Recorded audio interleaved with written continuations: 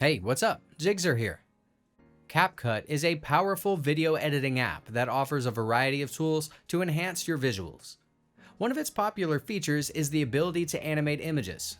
In this video, I will walk you through the steps to bring your static images to life. Let's go. You can animate images by adding keyframes, applying transitions, or using effects.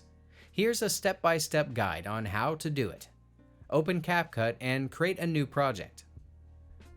Import the image you want to animate by tapping the Add button or dragging it into the timeline. Now click the image in the timeline. You'll see a diamond-shaped keyframe icon in the bottom menu.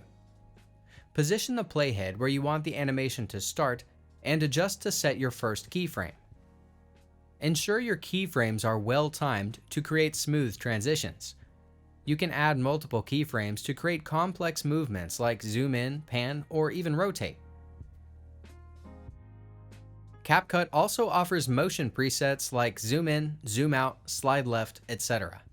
To apply these, tap on the image, select Animations from the bottom menu, and choose between In, Out, or Combo to select the desired motion effect.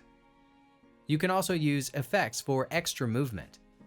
Go to the Video Effects tab to add effects that create motion, like fade in, shake, or other dynamic effects.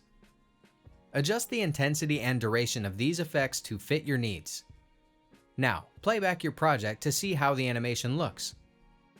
Adjust the timing of the keyframes, transitions, and effects as necessary. Once you're satisfied with the animation, choose your desired resolution and frame rate, then export the video. That's it. If I could help you, feel free to give this video a thumbs up and don't forget to subscribe. Leave a comment down below if you have any questions. See you next time. Bye.